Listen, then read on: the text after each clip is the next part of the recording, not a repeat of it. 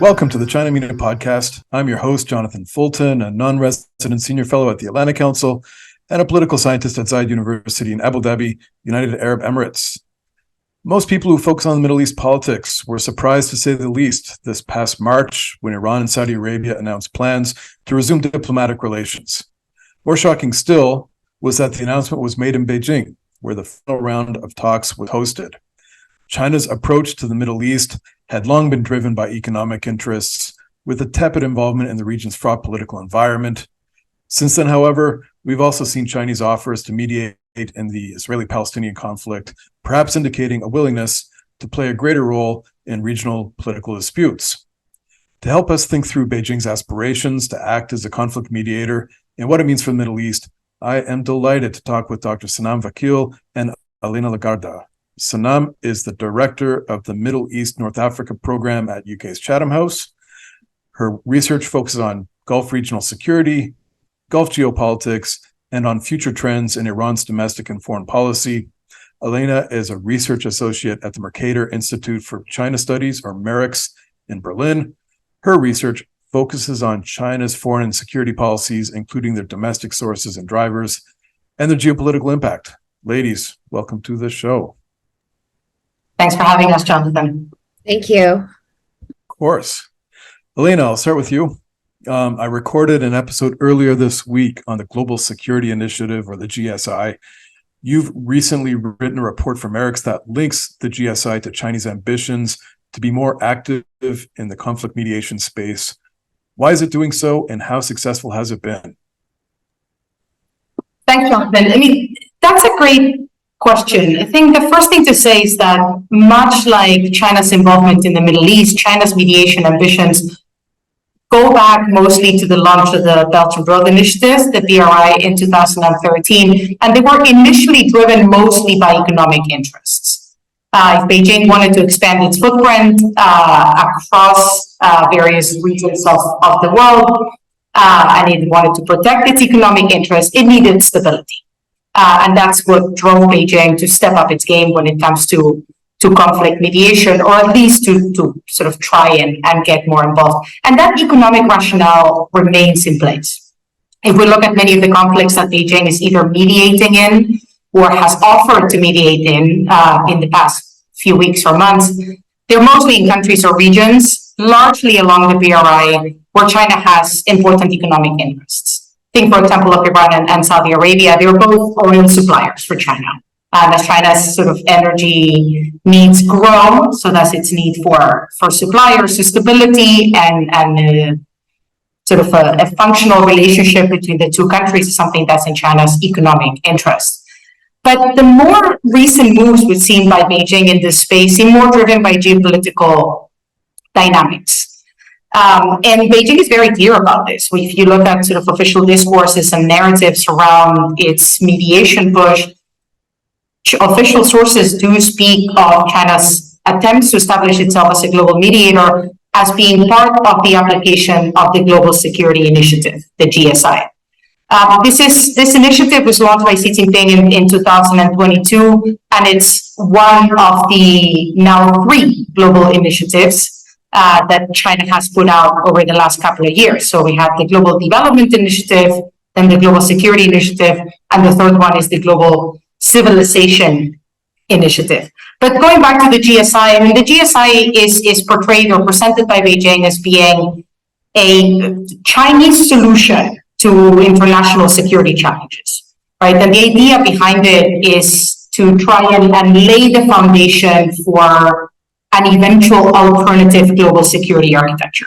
The GSI, like the other initiatives, are fundamentally different pieces of a bigger puzzle, which all together show what China's alternative vision for the global order would be like, right? Beijing sees the current global order as being too dominated by the United States and Western countries, and it's got a very clearly stated goal to reform it. So I see these initiatives as being sort of part of this push.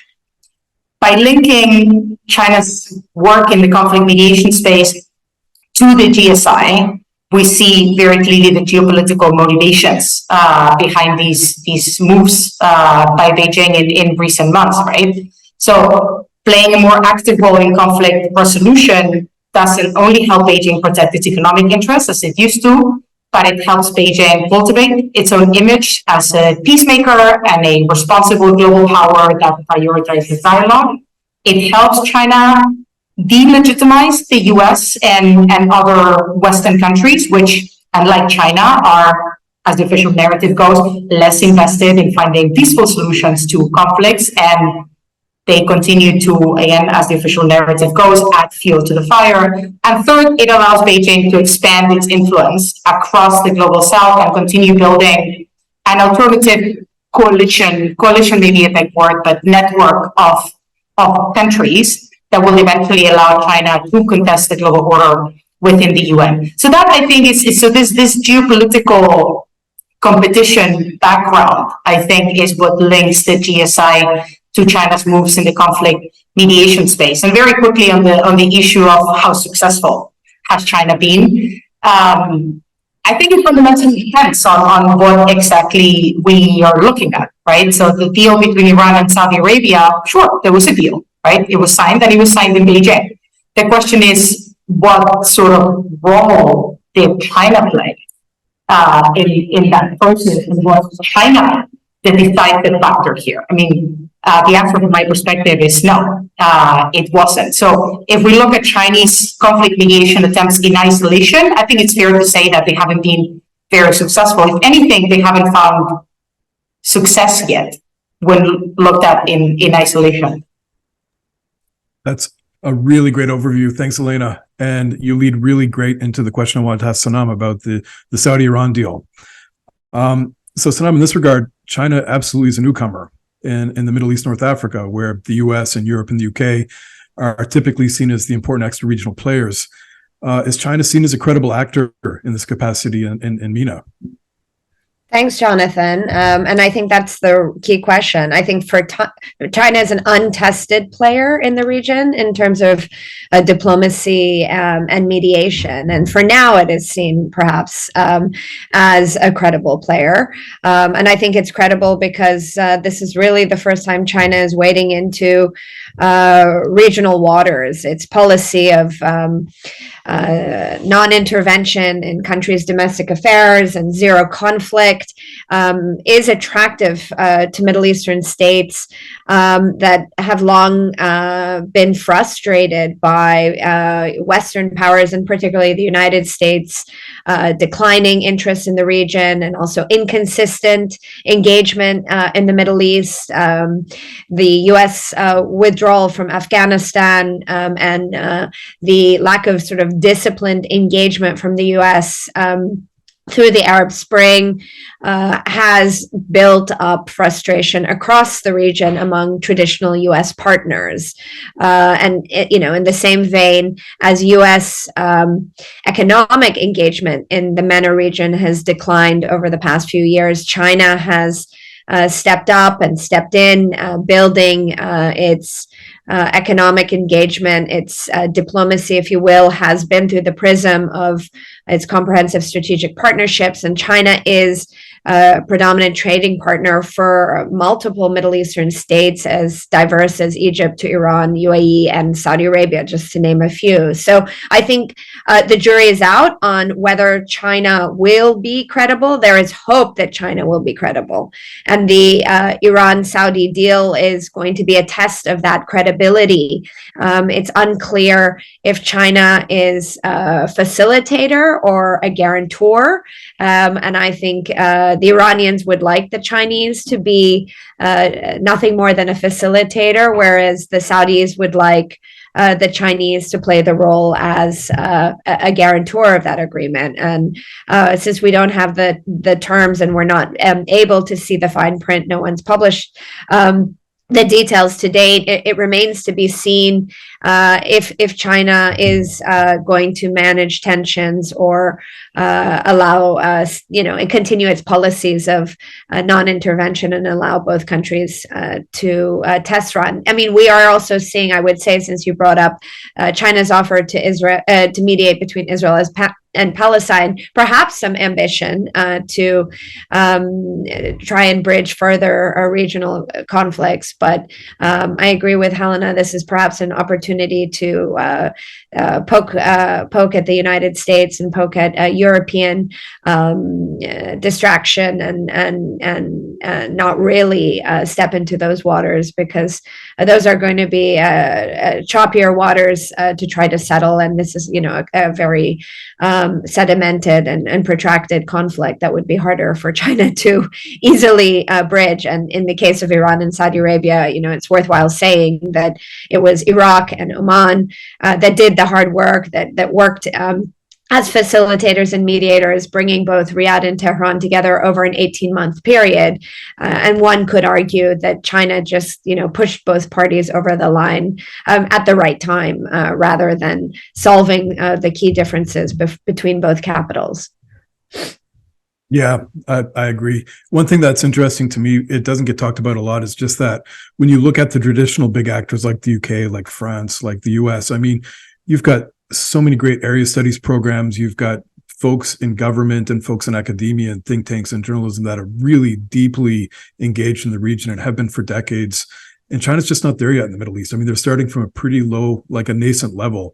And I think it's interesting to see this ambition. I'm a little hesitant to read too much into it for the time being, because I think, we're recording this on July 21st. Nobody has seen the Chinese foreign minister for more than 3 weeks. Who do you talk to if you want to, work on this stuff, right? It seems very personality driven and, very, very uncertain at this point.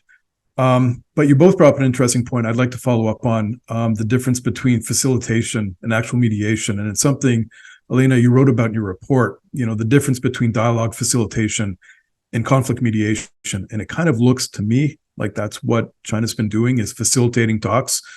But I'm not sure. So can you kind of explain the distinction between the two?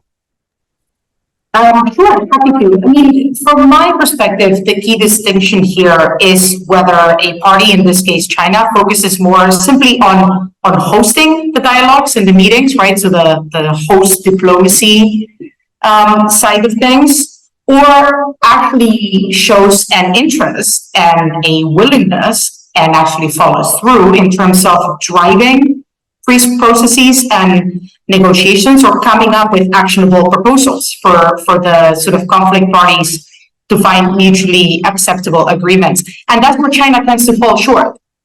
We're getting to the whole issue of limitations to China's approach to mediation, and I'm sure we'll get a chance to talk about this in a bit more detail later on. But China definitely has the ambition to do more in terms of conflict mediation. And I think what has to be acknowledged is that if China or any other actor were able to find a solution to any of these long-standing intractable conflicts in the Middle East, we should all celebrate. But from my perspective right now, it seems highly unlikely that China will, because even though it has the ambition, it lacks the willingness to follow through on that and to accept the risks and responsibilities that come with an actual conflict mediation role. Dialogue facilitation, hosting the two sides in Beijing or hosting a conference elsewhere, that's sort of a lower risk, still relatively high reward activity that China can do, and it's where Beijing is more comfortable at this particular moment. So we're getting more gestures than actual sort of content. Yeah, agreed. It's really, early days. Following up on the Sanam, do you see China's role? How do you see it in the Saudi-Iran rapprochement? Do you see it as, fitting into this mediator or facilitator position? Well, I am not terribly hopeful that China is going to do more than facilitate.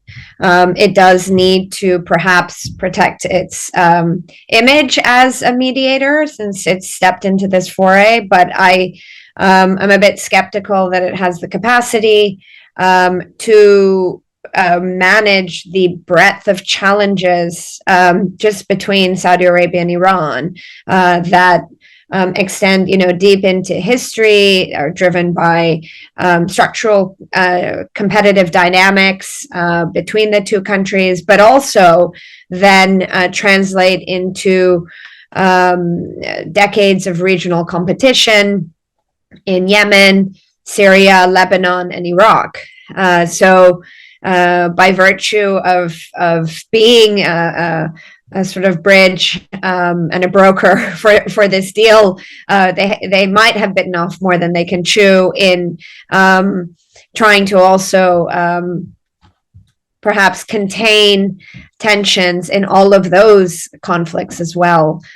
So I would imagine, and I anticipate that China might be called upon should tensions emerge. Let's say in the Yemen conflict, where Saudi Arabia is heavily invested and is seeking to extend the ceasefire, and if that's difficult to achieve and tensions, maybe escalate, I would imagine that China might be called upon to pressure the Iranians, and the Saudis have sort of hinted as much, that they're hoping that China will hold Tehran to its commitments and use whatever leverage, economic or otherwise, that it has over Tehran to exert pressure and contain Iran's quote unquote malign regional behavior.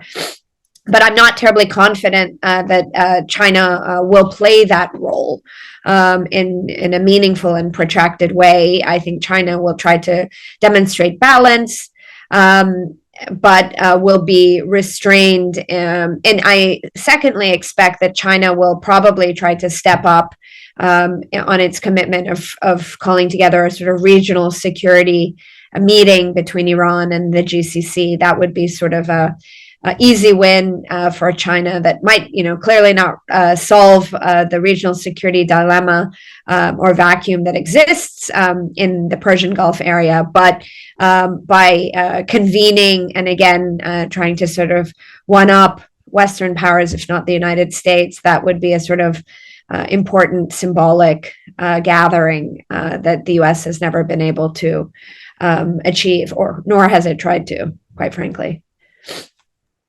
Yeah, I mean, how could it, right? Like it doesn't have any carrots in Tehran. It's got plenty of sticks. But I mean, that's how I've kind of looked at this from the start, is there's no real great power that has, the incentives on both sides that they can bring them together. And, certainly the U.S. doesn't. I think you saw the U.S. State Department spokesperson congratulated China, said, thanks, this is nice. It's a good starting point. I think all of us can agree. I mean, Helena, you made the same point that if China's able to contribute something to a region that's really important for the whole world, then this is good. But I'd like to think it through a little more, Sanam, just on, from the region, from the inside looking out. I mean, for the logic in Tehran and people in Riyadh, what's the logic in getting China involved? Is it just because China's got these good offices on both sides? Are they also sticking, are they sticking it to Washington? What is it they're thinking about here?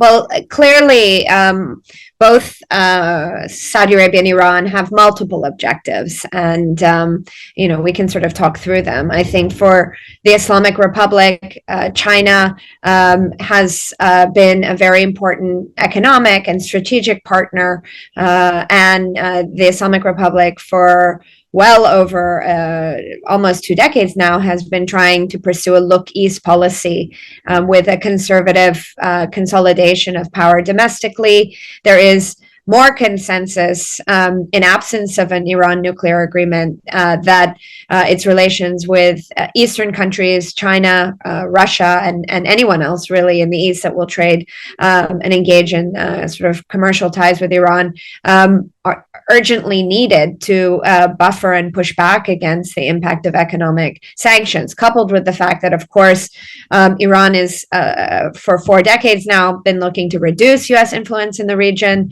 and sees its long-term strategy and its forward defense policy as having been effective over a longer period of time at reducing the U.S.'s presence in the region. So China is a partner, but also helpful for Tehran's regional objectives.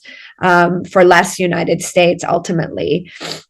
At the same time, for Riyadh, I think the motivations are slightly different. They're equally transactional, but Saudi Arabia has deep economic ties based on its sort of sale of oil to Beijing now for almost 2 decades, and the kingdom is trying to balance its economic interests with its strategic dependency on the United States that has really underpinned Gulf security. Also, since the Carter Doctrine, if you will, in the late 1970s, but more pronounced since the first Gulf War in the 1990s. There have been significant tensions between Washington and Riyadh over declining U.S. interest, perhaps less U.S. responsiveness to Saudi security concerns. Mainly, you hear all analysts, myself included, referring to the 2019 Abqaiq attacks on Saudi oil facilities as having sort of caused a rupture and an awakening of the differences between Washington and Riyadh. The fact that the U.S. didn't immediately sort of, reassert deterrence against Iran, change the balance of power in the region. And so, some people describe the kingdom as trying to hedge. I think the kingdom is trying to protect its interests, however, and maintain its economic ties with Beijing and secure those ties while also maintaining its strategic interests with Washington. So it's a bit of a harder position to balance. Yeah, I like you. I'm not crazy about this hedging narrative for Gulf countries when they're reaching out, because it kind of makes it seem to me like people are saying if just they would get what they wanted from the U.S., then they would stop. And I think it's much more than that. I mean, I think that they're looking at a lot of major extra-regional powers and saying all of them contribute something to our stability, our economic security, our development agendas, and our regime security. And I think that's pretty important. Helena, I just want to go back beyond the Middle East and just looking just more globally. I mean, often when people talk about these Chinese initiatives, there's this kind of inevitability in how it's described, like, oh, China's doing this and it's going to change the world. I can see you smiling, so maybe you also feel that this is a little simplistic. What are some of the limitations that maybe will, trip China up in this ambition to play a large role in engaging in international conflicts? That's a great question. This is also a narrative that I encounter plenty and that I don't particularly agree with. I think overhyping the success that China will have in pursuing its ambitions is what leads to a mismatch between what China's actually doing and their responses or reactions from other countries. We need to right size our view of what China's doing, and that will allow us to come up with responses that are a bit more targeted. So when it comes to China's ambitions in conflict mediation, what are some of the limitations? The answer is there are several. I tend to group them in sort of two buckets. Some of them are sort of internal, and some of them are to do with the process and China's approach to mediation itself. I mean, when we're talking about internal limitations, some of them already came up in the context of the Middle East, right? We're talking about capacity and we're talking about expertise, right? Does China have that? And the answer is some, but not enough. They don't have enough regional expertise and they don't have enough experience or capacity to conduct conflict mediation in a sort of long-term sustainable manner. And another internal limitation that I think we can't forget about is China's willingness to expose itself to risks. China does claim that it wants to become a global conflict mediator, that it wants to play a more important role, but will it follow through? Is it willing to accept the risk that it may become involved in mediating in a conflict and the negotiations may break down and that China may itself be blamed for it, right? There are certain risks here potential risks to China's image and reputation that Beijing simply seems unwilling to take on at the moment. And linked to this issue of accepting risks is whether Beijing is actually willing to accept the risk of being a guarantor, right? To enforce these agreements after they are made. And there again, we tend to hit a wall with Beijing. Because Beijing's ambitions when it comes to conflict mediation or when it comes to the global security initiative aren't necessarily for China to replace the United States and become a global security provider. That's not what this is. This is much more geopolitical, and it operates much more in the normative space rather than anywhere else. This could change in the future, but right now, that's where we are. So those are where I see sort of the internal limitations. And then there's the actual process, right? So the approach. How does China view mediation? And we mentioned some of them earlier, but I think fundamentally, Beijing sees its role as being one more of dialogue facilitation than of mediation itself. So China tends to not follow what tend to be considered sort of international best practices in mediation, right? So abiding by the concepts of consent, of impartiality, of inclusivity, of national ownership. That's something that Chinese processes don't always follow. China tends to come into certain mediation processes at a late stage, as it did in the one between Iran and Saudi Arabia. And then, of course, yes, maybe it helps push the deal over the finish line, but it didn't do all of the hard work at the start.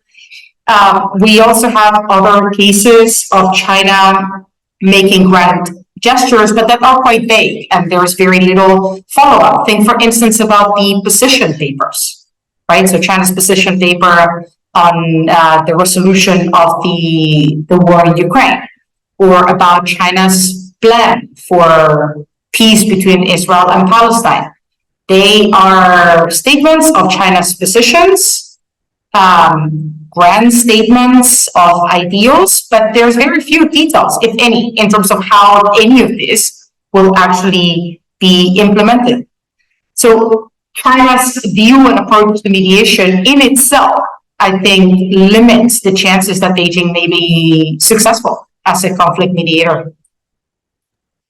No, those are all great points. I like the focus on the internal dynamics, because I think a lot of what doesn't get talked about in this is, China's most consequential relationships over the past couple of decades have been, those countries that under Xi Jinping have been shredded over the past couple of years through wolf warrior diplomacy or other aggressive behavior. So like you said in your earlier comments, I think a lot of this is, reaching out to the global South, largely to say, hey, look, we're not completely isolated. We've got countries that still look up to us as a useful diplomatic partner in ways that, with their support for Putin in Ukraine, or for, the pushback against the US, the domestic audience can't look at any domestic positive engagement with its most important partners over the past few years. So you look at things like this and think maybe they're trying to also speak not just to those countries where they have economic interest, but also speak to their own domestic constituents to say, look, we're not so bad at this as you think we are. Sanam, I'd like to bring it back to the Middle East. I mean, Helena brought up some of the limitations that China's facing. What do you see in terms of what China's able to do to other Middle East conflicts? I mean, we'll be talking about, we're doing a show about Israel and Palestine because, of course, Netanyahu's announced that he's going to visit China pretty soon. Abbas was just there, so there's going to be lots of raw meat for everybody soon enough. But what do you think of Beijing's offer to get involved in this? Well, when I heard it, I laughed. And I thought to myself, go for it. If the Chinese can solve this protracted conflict, I think it would be fantastic, and the international community would probably welcome it. But all jokes aside, the conflict is deeply protracted, and I'm not sure what incentives China could provide Israelis, Palestinians, as well as the sort of broader Arab community that has stakes and vested interests in the Israeli-Palestinian conflict, in order to unlock the challenges So I'm a bit skeptical. Call me a cynic, but I think it would take a huge amount of diplomatic capital, and of course, China has indicated in the past that the Israeli-Palestinian conflict is an area that it has shown interest in mediation. This isn't the sort of first time they've put it out there, but they haven't made any progress even from a few years ago.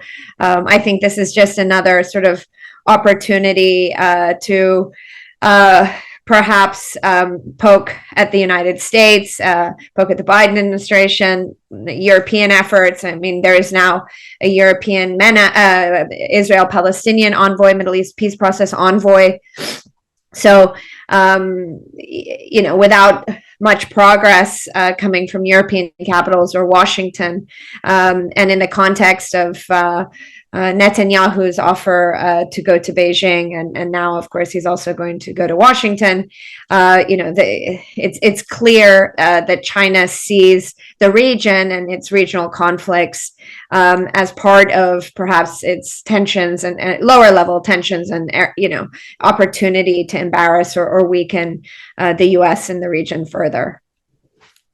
Jonathan, can I quickly add just a quick point on this point that Sanam made about how this is not new, right? China has been sort of offering to mediate between Israel and Palestine for some time. I want to underscore that. I think it's very important. And China has put out, I think, at least 4 proposals for peace between Israel and Palestine, with very little variation between each of them.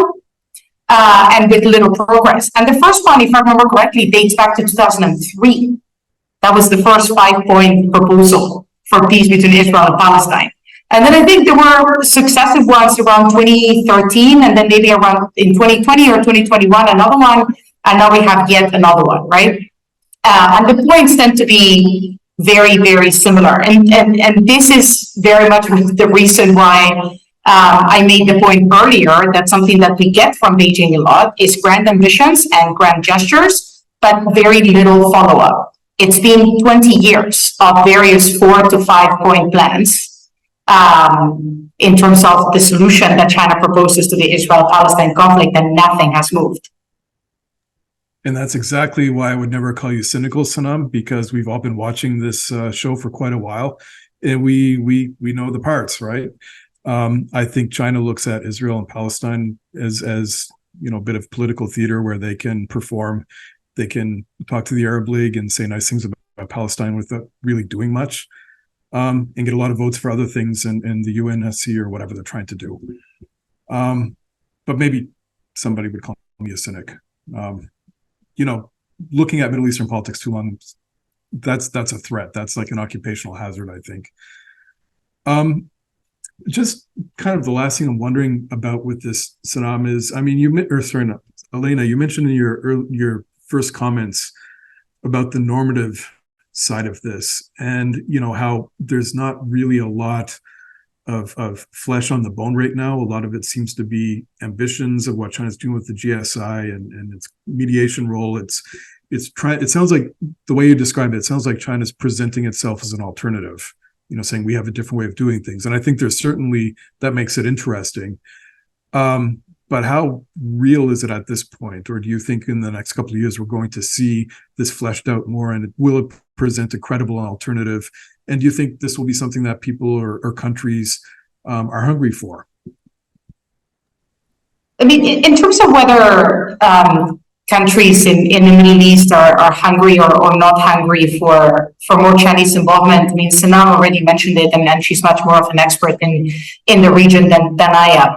I think there is some theoretical appetite, right? Again, as I said earlier, if China were to change the way it does things, and they were to really get involved in conflict mediation, I think it would be welcome.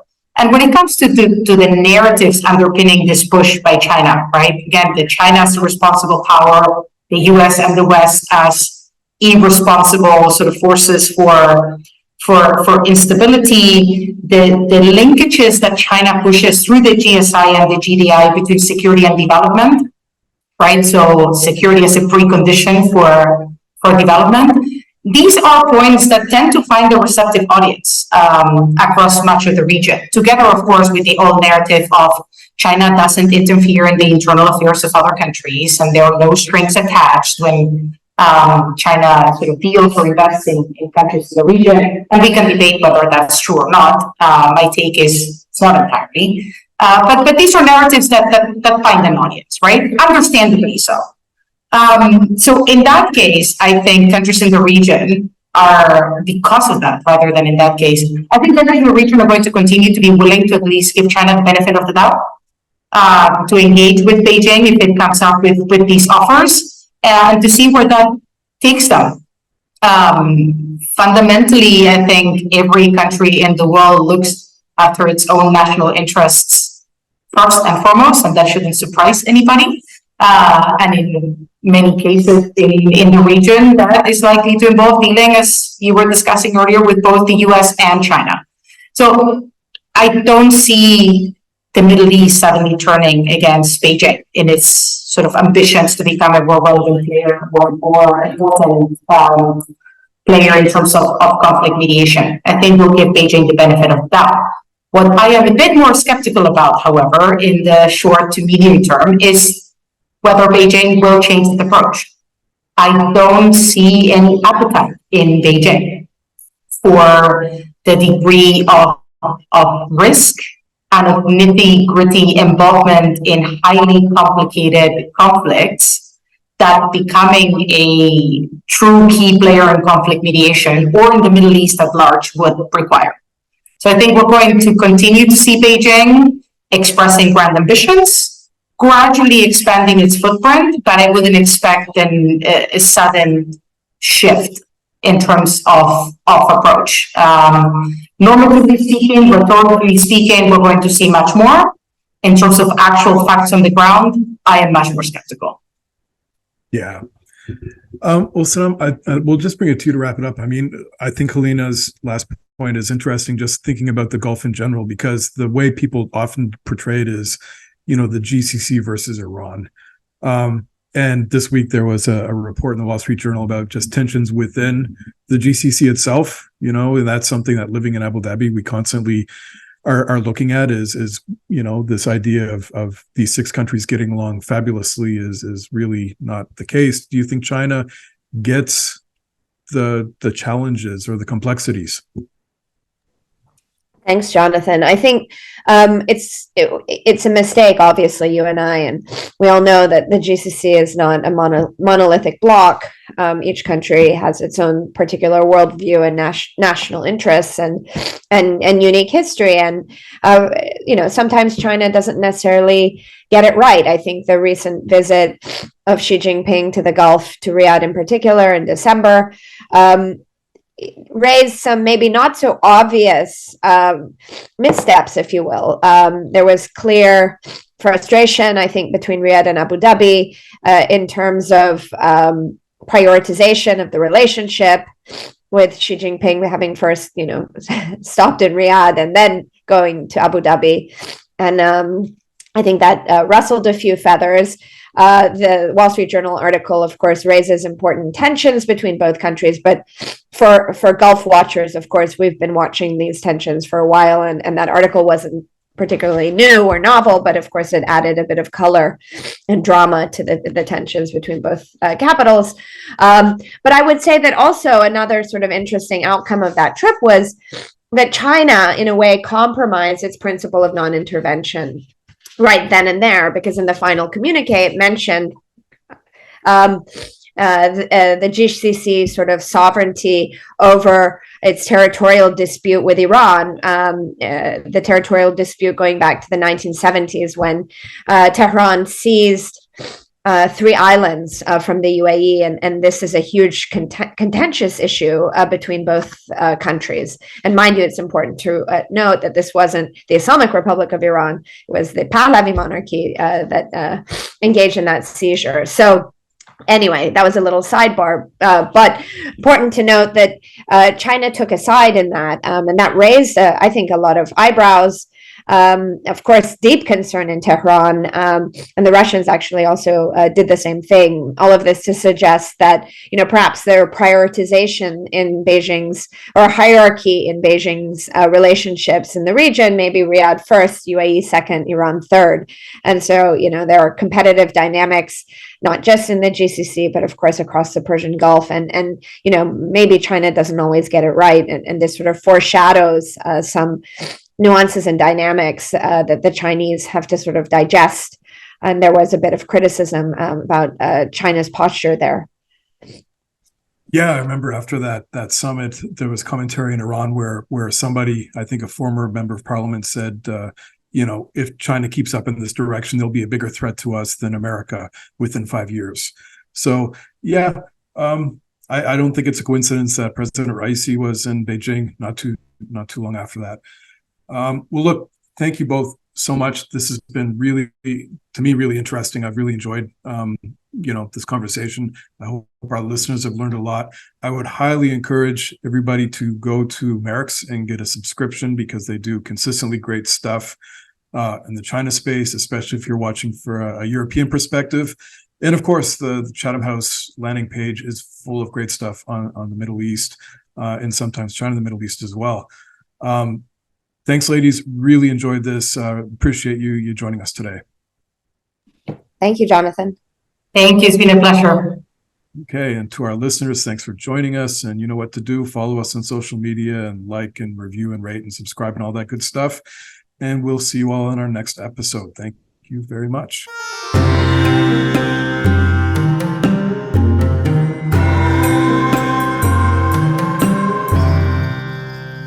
Produced by Heartcast Media.